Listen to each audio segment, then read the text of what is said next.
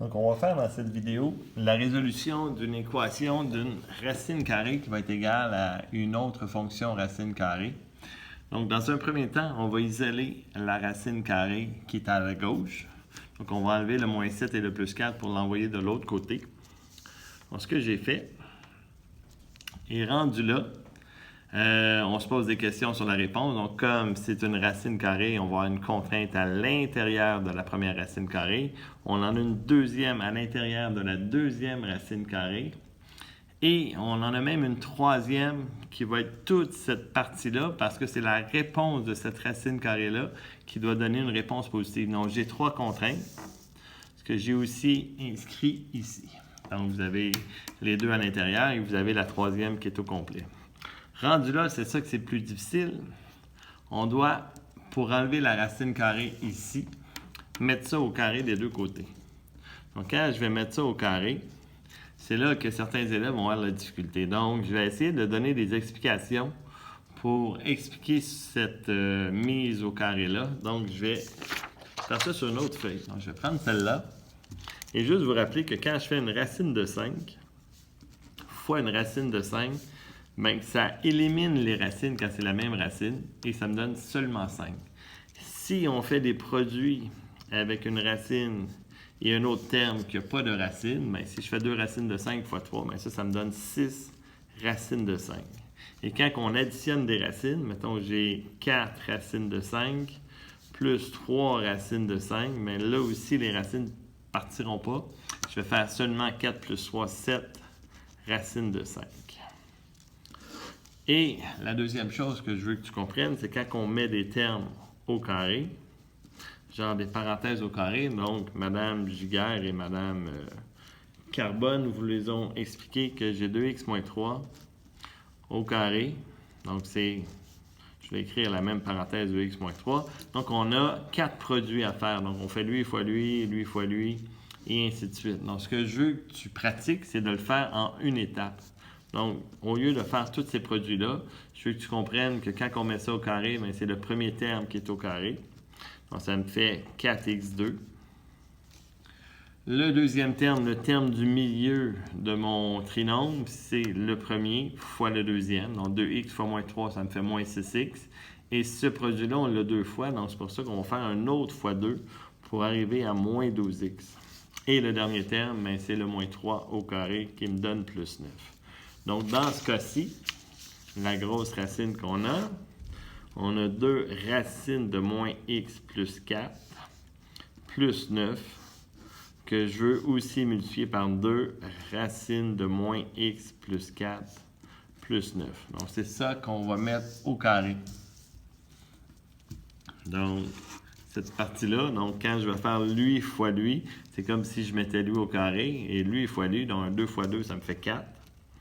Et la racine fois la même racine, ça enlève la racine. Donc, j'ai moins x plus 4, mais je vais mettre un 4 devant, parce que ça va être un facteur. Après ça, pour mon terme du milieu, ben, c'est comme si je faisais lui fois 9. Donc, ça va me faire 2 fois 9, 18.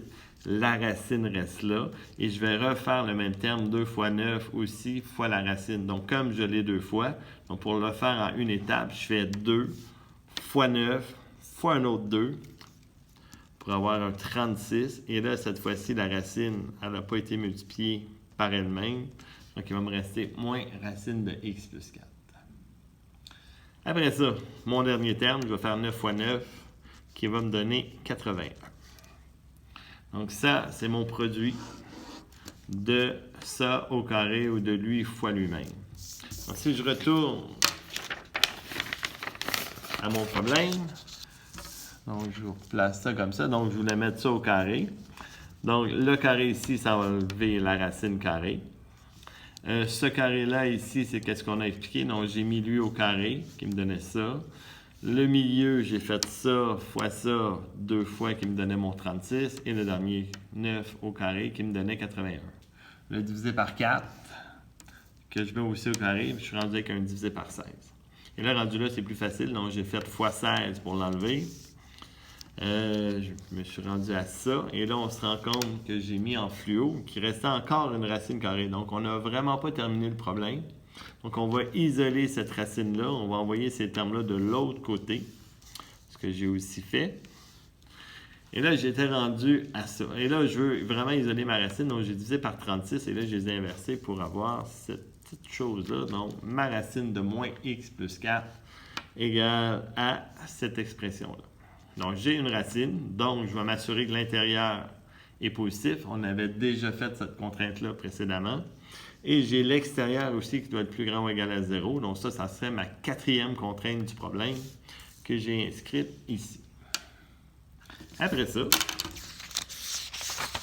je vais mettre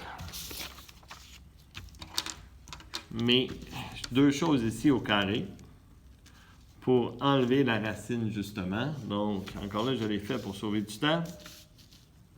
Ça m'a donné ici plus de racine, moins x plus 4.